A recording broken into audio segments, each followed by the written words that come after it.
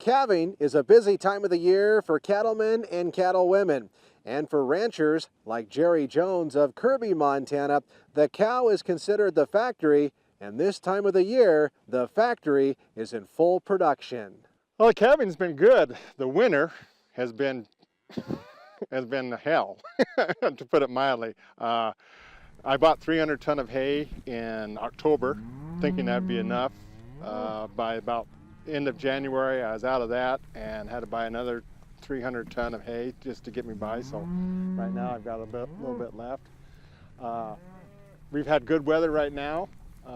Just starting to calve with this bunch of cows. My 2-year-old heifers are calving pretty good. Meeting the nutritional requirements of cattle is important all year long.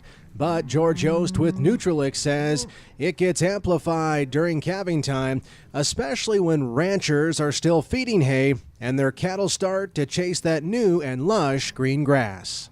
It's really important that they look at protein, energy, nutrients, vitamins, trace minerals. They need to get the most out of what they have in terms of total nutrients.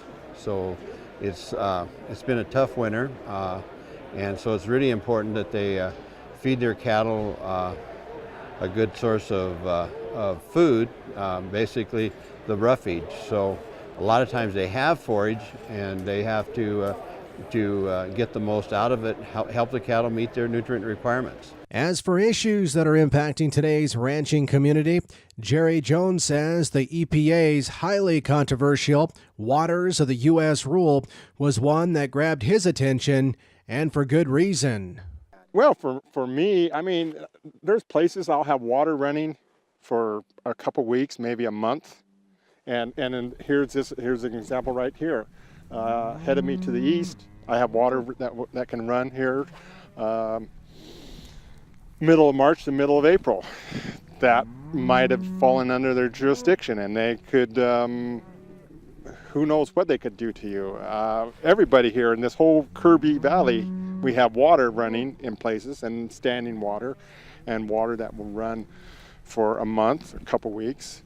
I don't know the particulars about it, but I know enough that, the government could get a sticky situation. They could say, we don't want you to graze cattle on this, or you can't do any farming next to this because you're going to somehow disturb the environment with it. And Jerry says even through all the ups and downs that the beef cattle industry brings, he wouldn't change any of it because ranching is what he loves, and he takes great pride in raising a high-quality food product like beef. We provide food, clothing for the people of the United States as well as the world. I mean, to me, that's how I break it down there.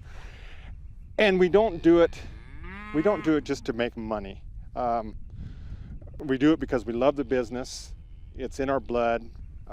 We love the people associated with the business. Everybody in this valley will help anybody if they need help. It's just a good business to be in. So whether it's here on the ranch or working on Capitol Hill, there's always a lot going on in today's U.S. beef cattle industry. Reporting from Jones Brothers Livestock near Kirby, Montana, I'm Russell Nemitz.